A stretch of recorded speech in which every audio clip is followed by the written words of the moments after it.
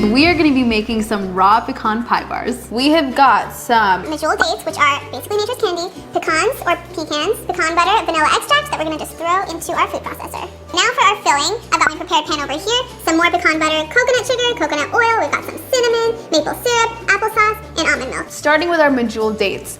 So our dates are gonna sweeten this recipe up completely without any added sugar. All you really have to do is just kind of break it into the center so you see the seed, the pit right in the middle.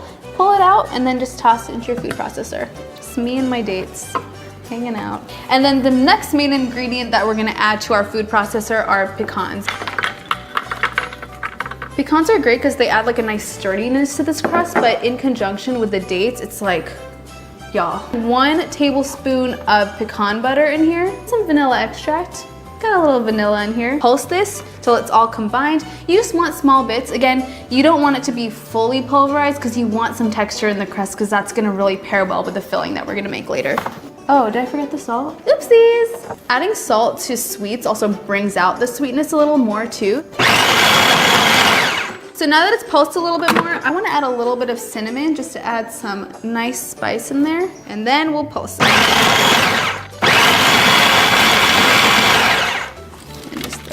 There, and it's gonna come together when I press it down throughout the pan to make sure it's all nice and evenly distributed. I'm just gonna use my fingers, wash your hands of course, and then just press it down into the pan. So now that we've kind of made sure the crust is evenly distributed throughout the pan, I'm gonna move on to my filling. All right, I'm gonna use this. We're just adding some pecan butter in here.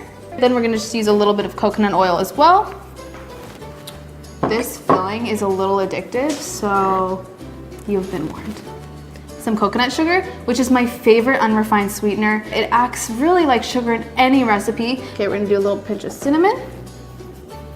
I'm gonna pour some maple syrup, applesauce,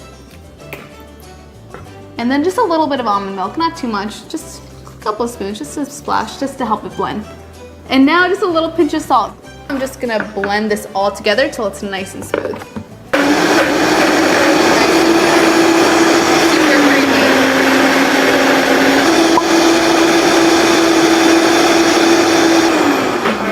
Beautiful, that looks super nice and creamy. Now I'm just gonna pour this pie filling straight into my raw crust. All right, yes, look at that. Look at how creamy that is. Now I'm just gonna smooth this out with my fresh spatula here and make sure it's all evenly distributed onto the pan. And now just to finish it off, I'm gonna add some pecans straight on top. You can just crush these with your hands, super easy and very strong is really what it is. And then just pop them on top. You get some added texture. You've got the texture from the crust, and then this adds a nice crunch in the filling as well. I'm so excited about this.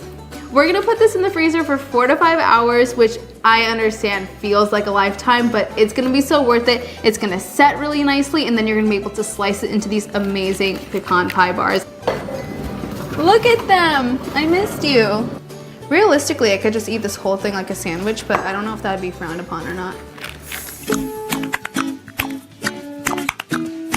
We've got a couple spotty bananas, some almond butter, honey, coconut oil, a couple eggs, some vanilla extract, then we've got some almond flour, coconut flour, baking powder, baking soda, that's all a mouthful, and then chocolate chips. So we're just gonna peel this banana and we're gonna just mash them. When it's ripe, it's super soft and able to be mashed better. There we go. And we just wanna do this until it's nice and smooth. All right, so now what we're gonna do is add some almond butter. Remember in this recipe, we're not using any like dairy or anything like that. So I kind of like the almond butter to sort of add a nice richness and creaminess. And if you like banana nut bread, this is kind of a great way to get that nice nuttiness in there.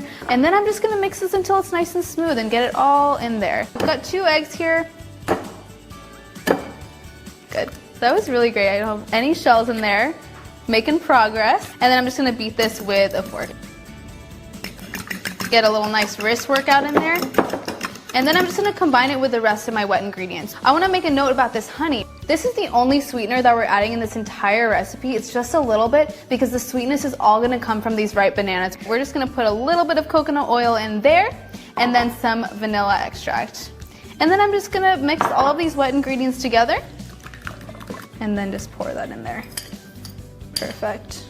So now I'm just gonna go ahead and whisk this together. What I'm gonna do is combine the almond flour our coconut flour right here. We've got our baking soda and baking powder. So I'm gonna put that in there, both of them. And what we're gonna do now is just kind of whisk this flour together. We wanna make sure that's like thoroughly mixed in. So now what I'm gonna do is just pour this wet mixture into our dry ingredients, like that. Look at that. So now I'm just gonna whisk everything together, make sure it's like nicely incorporated. I'm gonna go ahead and just put all of the chocolate in there. Honestly, more is always more with chocolate, so don't be shy and just add it in there. And we're just gonna pour it straight into our pan. Look at that batter though. This is like the stuff of dreams, you guys. No batter left behind. Come on now. So I'm gonna smooth this out into my pan. Nice and smooth. Now I'm just gonna add some chocolate chips on top because more chocolate is always better. I am now gonna put this in the oven, 350 degrees. We're gonna bake it for about like 25 minutes. All right, let's see. It's gorgeous. Okay, this is gorge. I'm like salivating. So I'm gonna slice them into nice big banana bread bars. It's easy to share, it's easy to eat. I'm gonna throw these ingredients up on my story just so you can see what we're working with. We've got a flax egg that we're gonna make here, some flaxseed meal to start, almond butter, coconut oil, coconut sugar, vanilla extract, some chocolate chips obviously, baking powder, baking soda, almond flour, and some almond milk. First thing I'm gonna do is make my flax egg. If you don't know what a flax egg is, it is a vegan substitute for a real egg. What we're using is ground flaxseed and water. We're just gonna mix it together, and that's just gonna create kind of a thick mixture that will bind our cookie later. Got some flaxseed here, a little bit of water, and then I'm just gonna let that sit until it gets nice and thick. I'm gonna whisk that a little bit so it's nicely incorporated. And then we're just gonna let our flax egg just chill and thicken up. One of the most important parts of this cookie is the almond butter because it just adds a really nice, creamy, nutty taste when you're actually biting into the cookie. And now we're just gonna combine it with some coconut oil. I'm not using much at all in this recipe, just a little bit that I'm gonna mix with almond butter. Whisk that together so it's nice and smooth. And then after that, we're gonna go ahead and add our other ingredients I have over here. I love using coconut sugar in this recipe because it just adds a really warm taste to this cookie pie. It's so good. It's also an unrefined sweetener, a little bit lower on the glycemic index if that's important to you. It's still delicious. Whisk that around. Wow, that was like some flying almond butter. Sweet. And then some vanilla extract. A little vanilla. My flax egg is nice and thick. You can kind of see how it's like a little more gelatinous. I'm just gonna add this straight in. What I love about this is that it's just using a little bit of almond flour. I love how kind of dense almond flour is, but it feels like you're satisfied after you have a bite of this cookie, you know? So I'm just gonna put some almond flour here, got some baking powder and baking soda. All we're gonna do is, surprise, surprise, put our almond flour into our wet ingredients. All right, I'm just gonna fold this together so I get nice, everything easily mixed in.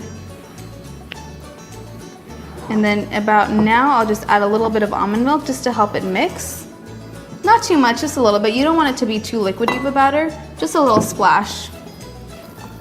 All right, so I've got my dough, my cookie dough all nice and mixed. And I'm just gonna fold in some chocolate chips straight in there.